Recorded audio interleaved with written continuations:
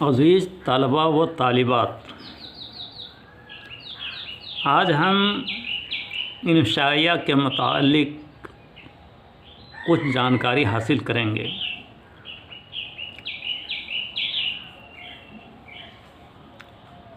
مضمون کا ایک ایسا ہلکا پھلکا انداز جس میں بے ساختہ بے تکلفانہ کسی موضوع پر اظہار خیال کیا جائے تو اسے انشائیہ قرار دیا جاتا ہے۔ انشائیہ کی تعریف میں کئی کتابیں لکھی جا چکی ہیں۔ انشائیہ کے لیے انگریزی میں ایسے کا لفظ مروج ہے۔ دکنی میں لکھی گئی وجہی کی نثری کتاب صبرس کے بارے میں بعض محققین کا خیال ہے کہ انشائیہ کے ابتدائی نقوص اس میں موجود ہیں، لیکن اکثر نقاد اس نقطۂ نظر سے اتفاق نہیں کرتے۔ ان کا خیال ہے کہ یہ صنف سر سید کے انگلستان کے سفر کے بعد عالم وجود میں آئی، کیونکہ سر سید نے لندن کے اخبارات اور انگریزی رسالوں کے مطالعہ کے بعد یہ محسوس کیا کہ مضمون کے ذریعے بھی سماجی اور ثقافتی تبدیلی لائی جا سکتی ہے، اور جب وہ لندن سے ہندوستان لوٹے تو ایسے کو اردو میں رواج دینے کی کوشش کی۔ انہوں نے تہذیب الاخلاق میں ایسے بے شمار مضامین شائع کیے جن میں بے تکلفی، بے ساختہ پن اور فکر کی گہرائی موجود تھی۔ یہی مضامین اپنے مواد اور متن کے اعتبار سے اردو کے بہترین انشائیے قرار دیے گئے۔ گو کہ انشائیوں کے ابتدائی نقوش سر سید سے پہلے بھی ملتے ہیں، لیکن باقاعدہ انشائیہ نگاری کا آغاز سر سید سے ہوا، اور سر سید نے جس قدر انشائیے لکھے انہیں مضامین سر سید کے نام سے شائع کیا گیا۔ سر سید سے قبل اگرچہ مضمون نگاری کا آغاز ہو چکا تھا اور مختلف عنوانات پر مضامین لکھنے کی روایت بھی عام ہو چکی تھی، لیکن یہ بھی حقیقت ہے کہ مضمون اور انشائیہ دو مختلف قسم کے طرز اظہار ہیں۔ انشائیہ میں مضمون کی خصوصیات نہیں ہوتی، بلکہ انشائیہ نگار اپنے ذاتی تجربات اور مشاہدات کو ہلکے پھلکے اور شگفتہ انداز میں اپنی تحریر کا موضوع بناتا ہے، جس کی وجہ سے مضمون اور انشائیہ میں موجود فرق کو محسوس کرنا آسان ہو جاتا ہے۔ سر سید کے بعد نذیر ناصر، فراق دہلوی، خواجہ حسن نظامی اور دوسرے قلم کاروں نے انشائیہ کی صنف میں مزید اضافے کیے۔ ظہیر الدین مدنی نے اپنی کتاب اردو ایسیج میں یہ بات واضح کی ہے کہ انگریزی لفظ ایسے کا کوئی متبادل نہیں ہو سکتا، اور انہوں نے انشائیہ کو ایسے کا ہم معنی لفظ قرار نہیں دیا، جبکہ پروفیسر سیدہ جعفر نے اپنی کتاب ماسٹر رام چندر میں اس خیال کا اظہار کیا ہے کہ انگریزی لفظ ایسے کے لیے اردو میں متبادل لفظ مضمون استعمال کیا جا سکتا ہے۔ گرچہ اس بحث سے قطع نظر اس امر کو ملحوظ رکھنا چاہیے کہ انشائیہ ایک غیر افسانوی صنف نثر ہے جس میں انشائیہ نگار کے تجربات اور احساسات کا دخل ہوتا ہے، جبکہ مضمون میں موضوع سے متعلق حقائق کی ترسیل ہوتی ہے۔ اس طرح مضمون اور انشائیہ دو الگ الگ اصناف ہیں،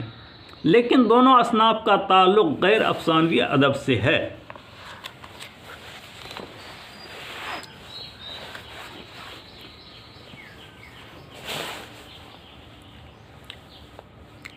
انشائیہ کیا ہے؟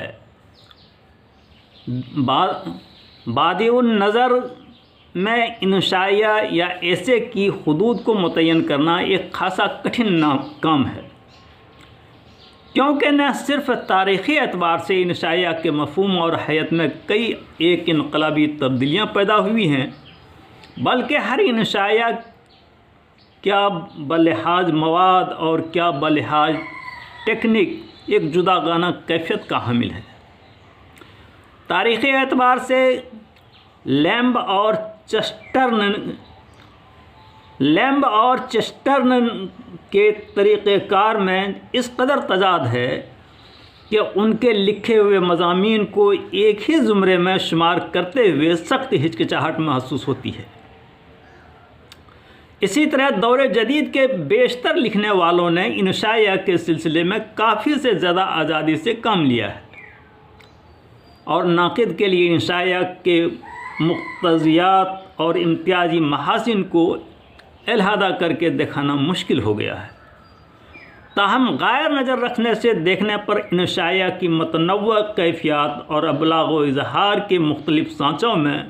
پس پشت ایک علیحدہ صنف ادب کے نقوش واضح طور پر ابھرے ہوئے دکھائی دیتے ہیں، اور ہم ذرا کوشش سے انشائیہ کی حدود کو متعین اور محاسن کو بے نقاب کر سکتے ہیں۔ ایک چیز جو انشائیہ کو دوسری اصناف ادب سے ممیز کرتی ہے اس کا غیر رسمی طریقہ کار ہے۔ دراصل انشائیہ کے خالق کے پیش نظر کوئی ایسا مقصد نہیں ہوتا جس کی تکمیل کے لیے وہ دلائل و براہین سے کام لے، اور نہ ناظر کے ذہن میں رد و قبول کے میلانات کو تحریک دینے کی شے کرے۔ اس کا کام محض یہ ہے کہ چند لمحوں کے لیے زندگی کی سنجیدگی اور گہمہ گہمی سے قطع نظر کر کے ایک غیر رسمی طریقہ کار اختیار کرے اور اپنے شخصی رد عمل کے اظہار سے ناظر کو اپنے حلقہ احباب میں شامل کرے۔ دوسرے لفظوں میں تنقید یا تفسیر کا خالق اس افسر کی طرح ہے جو چست اور تنگ سا لباس زیب تن کیے دفتری قواعد و ضوابط کے تحت اپنی کرسی پر بیٹھا احتساب اور تجزیے کے جملہ مراحل سے گزرتا ہے، اور انشائیہ کا خالق اس شخص کی طرح ہے جو دفتر سے چھٹی کے بعد اپنے گھر پہنچتا ہے، چست اور تنگ سا لباس اتار کر ڈھیلے ڈھالے کپڑے پہن لیتا ہے، اور ایک آرام دہ موڑھے پر نیم دراز ہو کر اور حقہ کی نئے ہاتھ میں لیے انتہائی بشاشت اور مسرت سے اپنے احباب سے مصروف گفتگو ہو جاتا ہے۔ انشائیہ کی صنف اسی شگفتہ موڈ کی پیداوار ہے، اور اس کے تحت انشائیہ کا خالق نہ صرف رسمی طریقہ کار کے بجائے ایک غیر رسمی انداز اختیار کرتا ہے، بلکہ غیر شخصی موضوعات پر نقد و تبصرے سے کام لینے کے بجائے اپنی روح کے کسی گوشے کو بے نقاب اور اپنے شخصی رد عمل کے کسی پہلو کو اجاگر کرتا ہے۔ انشائیہ کے خالق کے پاس ایسی کہنے کی باتیں ہوتی ہیں جنہیں وہ آپ تک پہنچانے کی شے کرتا ہے، اس طور کہ آپ فی الفور اس کے دائرۂ احباب میں شامل ہو جاتے ہیں اور اس کے دل تک رسائی پا لیتے ہیں۔ شاید اسے کوئی واقعہ بیان کرنا ہوتا ہے یا کسی ذہنی کیفیت پر سے نقاب اٹھانا یا محض زندگی کے مظاہر کو ایک نئے زاویے سے پیش کرنا ہوتا ہے، اور وہ اس صنف ادب کا سہارا لے کر اپنی شخصیت یا ذات کے کسی نہ کسی گوشے کو اڑیاں کرنے میں کامیابی حاصل کر لیتا ہے۔ بنیادی طور پر انشائیہ کے خالق کا کام ناظر کو مسرت بہم پہنچانا ہے۔ اس کے لیے وہ طنز سے کچھ زیادہ کام نہیں لیتا، کیونکہ طنز ایک سنجیدہ مقصد لے کر برآمد ہوتی ہے اور اس کے عمل میں نشتریت کا عنصر موجود ہوتا ہے۔ چنانچہ ایک اچھے انشائیہ میں طنز کبھی بھی مقصود بالذات نہیں ہوتی، بلکہ محض ایک سہارے کا کام دیتی ہے۔ اسی طرح انشائیہ کا خالق محض مزاح تک اپنی شے کو محدود نہیں رکھتا، کیونکہ محض مزاح سے سطحیت پیدا ہوتی ہے اور بات قہقہا لگانے اور ہنسنے ہنسانے سے آگے نہیں بڑھتی۔ اس کے برعکس ایک اچھا انشائیہ پڑھنے کے دوران آپ شاید حز، مزاح، تعجب، طنز، اکتساب علم اور تخیل کی سبک روی ایسے بہت سے مراحل سے روشناس ہوں،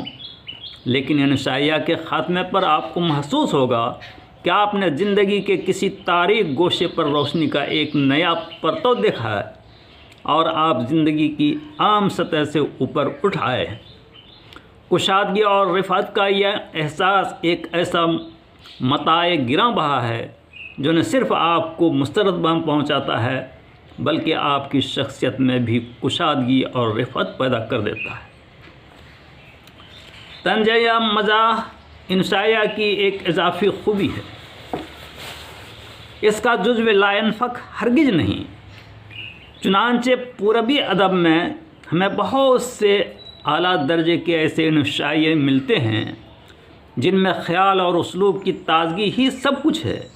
لیکن جن میں طنز یا مزاح سے کوئی کام نہیں لیا گیا۔ پھر یہ بات بھی قابل غور ہے، جہاں کہیں انشائیہ میں طنز یا مزاح مقصود بالذات قرار پاتا ہے، انشائیہ کا مزاج ہی تبدیل ہو جاتا ہے اور وہ انکشاف ذات کے عمل تج کر ایک محتسب یا مسخرے کے طریقہ کار کو اپنا لیتا ہے۔ یہاں ذرا توقف کیجیے تاکہ میں بعض اصولی اور بنیادی باتوں کی طرف آپ کو متوجہ کر سکوں۔ طنز زندگی کی ناہمواریوں کے احساس سے جنم لیتی ہے اور ناہمواریاں صرف اس وقت نظر کی گرفت میں آتی ہیں جب آپ عام ذہنی روش سے اوپر اٹھ کر ان کی طرف متوجہ ہوتے ہیں۔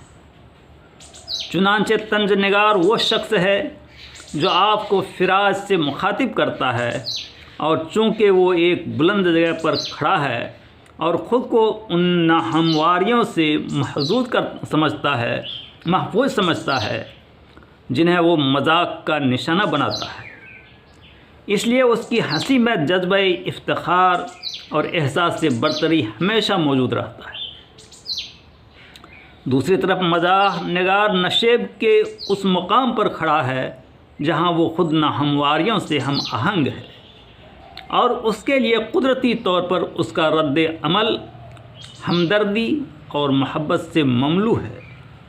لیکن ان دونوں کے برعکس انشائیہ نگار نہ تو آپ کو فراز سے مخاطب کرتا ہے اور نہ نشیب سے، وہ تو آپ سے ایک ہموار سطح پر ہم کلام ہوتا ہے۔ بے شک طنز و مزاح کا استعمال اس کے لیے شرع ممنوع نہیں ہے اور وہ اپنے مرکزی نقطے سے لہجہ بھر کے لیے بھی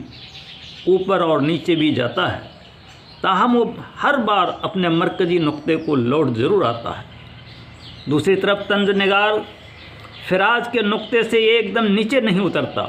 اور مزاح نگار نشیب کے نقطے سے ایک قدم اوپر نہیں جاتا۔ اپنے مرکزی نقطے سے ذرا سی جنبش بھی ان کے لیے مہلک ہے، لیکن انشائیہ نگار نسبتاً آزاد ہے اور دونوں اطراف میں آ جا سکتا ہے۔ تاہم خود انشائیہ نگار کے لیے اپنے مرکزی نقطے کو ترک کر کے کسی اور نقطے کو اپنا لینا موت کو آواز دینا ہے۔ پس انشائیہ اور طنزیہ یا مزاحیہ مضمون میں زمین اور آسمان کا فرق ہے، اور جو لوگ انشائیہ کو پہچانتے ہیں اسے کسی اور صنف سے خلط ملط کرنے کے کبھی مرتکب نہیں ہوتے۔ انشائیہ کی ایک اور امتیازی خصوصیت اس کی عدم تکمیل ہے۔ ایک مقالہ لکھتے وقت جہاں یہ ضروری ہے کہ موضوع زیر بحث کے تمام تر پہلوؤں پر سیر حاصل تبصرہ کیا جائے اور تحلیل، تجزیہ اور دلیل سے اپنے نقطۂ نظر کو اس انداز سے پیش کیا جائے کہ مقالہ ایک مکمل و اکمل صورت اختیار کر لے، وہاں انشائیہ کی امتیازی خصوصیت یہ ہے کہ اس میں موضوع کی مرکزیت تو قائم رہتی ہے،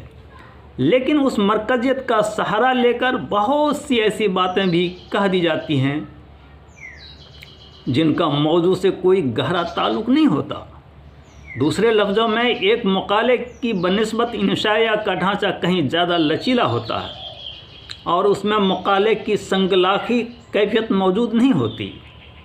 اس کے علاوہ انشائیہ میں ایک مرکزی خیال کے باوصف دلائل کا کوئی منضبط سلسلہ قائم نہیں کیا جاتا، اور انشائیہ کے مطالعہ کے بعد یہ محسوس ہوتا ہے کہ انشائیہ لکھنے والے نے موضوع کے صرف ان پہلوؤں کو اجاگر کیا ہے جو اس کے شخصی رد عمل سے اثر پذیر تھے اور جن کی منفرد کیفیت